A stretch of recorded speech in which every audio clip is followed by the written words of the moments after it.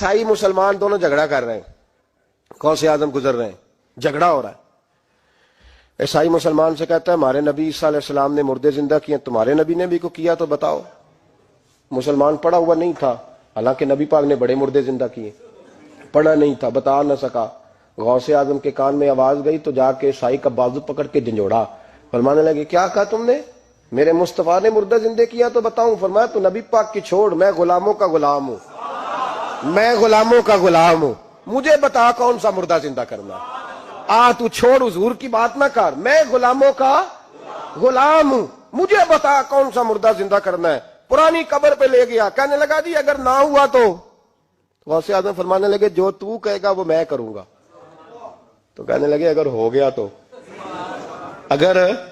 تو غوث اعظم کہنے لگے نہ میرے خانقاہ پہ جھاڑو دینا, نہ میرے برتن مانجنا, نہ میرے گھر کا سودا لانا. اگر زندہ ہو گیا تو بس میرے نبی کا کلمہ پڑھ جانا, بس میرے رسول کا کلمہ پڑھ جانا.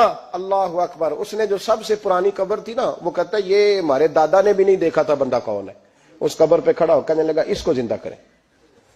تو غوث اعظم رضی اللہ تعالیٰ عنہ قبر کے سرانے کھڑے ہوئے تو دعا کرنے لگے, کہنے لگے مولا اپنے لیے نہیں تیرے رسول کے لیے. پھر فرمایا قم باذن اللہ, اٹھ اللہ کے حکم کے ساتھ. ایک عورت کلمہ پڑھتی ہوئی کھڑی ہو گئی,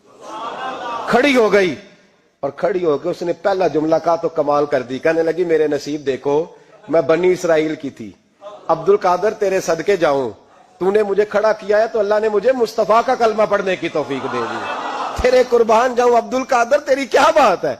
اب وہ بندہ دوڑ دوڑ کے غوث اعظم کے قدموں میں آیا, فرمانے لگے نا کلمہ میرے مصطفیٰ کا پڑھنا ہے. آج نا کرامت کی بات آتی ہے تو بندے چھپنے لگ جاتے ہیں, کہتے ہیں نہیں یہ نہیں ہو سکتا.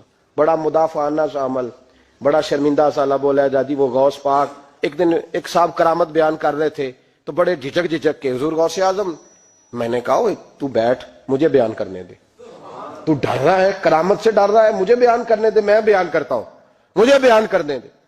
ملا علی قاری علیہ رحمہ نے لکھا ہے, دیگر بہت سارے لوگوں نے لکھا ہے, غوث اعظم خطبہ دے رہے تھے, تقریر کر رہے تھے, اچانک ہاتھ آگے بڑھایا تو یہاں تک ہاتھ بھیگ گیا غوث اعظم کا. ہاں کھول کے دیکھے, کھول کے بات کر رہا ہوں, ہاتھ یہاں تک بھیگ گیا.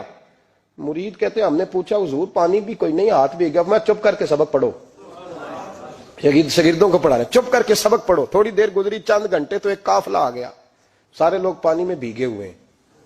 حضور غوث اعظم کے سامنے کھڑے ہوئے, کہا حضور آپ نے بڑی کرم نوازی فرمائی, بڑی کرم نوازی. وہ شاگرد کہنے لگے ہوا کیا؟ تو وہ لوگ کہنے لگے کشتی میں بیٹھے تھے تو کشتی ڈوبنے لگی. ہم نے کہا یا شیخ عبد القادر جیلانی, خدا کے فضل سے ہم پر ہے سایہ غوث اعظم کا, ہمیں دونوں جہاں میں ہے سہارا غوث اعظم کا. کہتے ہیں حضور غوث اعظم نے وہاں بیٹھے ہاتھ لگایا اور ڈوبتی کشتی کو باہر نکال لیا, اور ڈرنے لگے, کہنے لگے جناب یہ کرامت لوگ نہیں مانیں گے. تو میں کہا جنہیں نہیں مننا نہ منے. ان کے کانوں کے نا پیچھے خارش ہوتی ہے جب اس طرح کی ولیوں کی بات بتائی جائے. وہ تو حضور غوث اعظم کی بات نہیں مان رہا, پڑھنا سورہ نمل پڑھ. حضرت سیدنا سلیمان علیہ السلام اپنے محل میں بیٹھے دربار میں, فرمایا ملکہ بلقیس کا تخت چاہیے. تم قرآن نہیں پڑھتے, ملکہ بلقیس کا تخت چاہیے.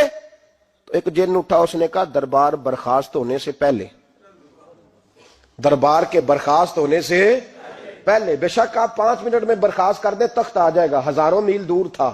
پتہ نہیں کہاں قرآن پڑھتے ہو تم, بنی اسرائیل کے ولیوں کی کرامتیں مانتے اور نبی پاک کی امت کی باری آئے تو تمہیں خارش ہوتی ہے.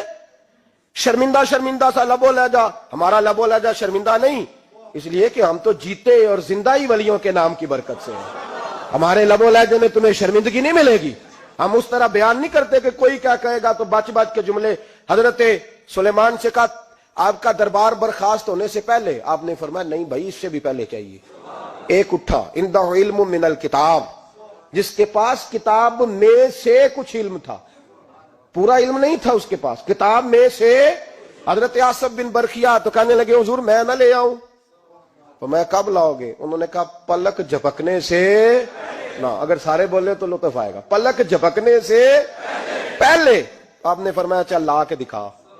پھر آیا کہ نہیں؟ بولے آیا نا. حضرت آصف بن برخیا وہاں سے گئے کہ وہیں رہے؟ آیا نا تخت. 80 فٹ اونچا, 80 فٹ چوڑا, 80 فٹ لمبا, اتنا بھاری کہ شاید 50 لوگ نہ اٹھا سکیں.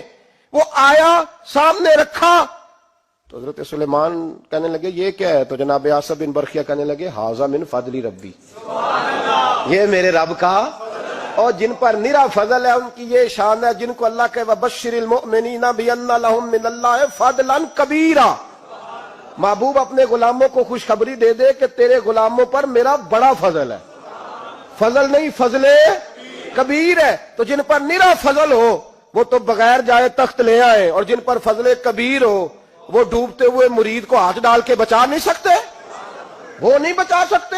ڈر ڈر کے کیوں بات کرتے ہو؟ کھول کے کو خدا کے فضل سے ہم پر ہے سایہ غوث اعظم کا، ہمیں دونوں جہاں میں ہے سہارا غوث اعظم۔ حضور غوث پاک واز کرتے، نصیحت کرتے، اور چونکہ نہ شہرت کے لیے، نہ مال کے لیے، نہ نوٹوں کے لیے، اس لیے غوث اعظم جب تقریر کرتے نا، ایک دن بغداد میں بارش شروع ہو گئی، خطاب ہو رہا تھا، لوگ بکھرنے لگے تو دو جملے غوث پاک کے، کہنے لگے یا اللہ تو دلوں کے بھید جانتا ہے، اگر بندے میں نے اپنی ذات کے لیے اکٹھے کیے ہیں تو تیز بارش برسا، دوڑا دے سارے، اور اگر تیرے لیے اکٹھے کیے ہیں تو پھر بھی تیری مرضی، رکھنے ہیں تو رکھ، بھیجنے ہیں تو۔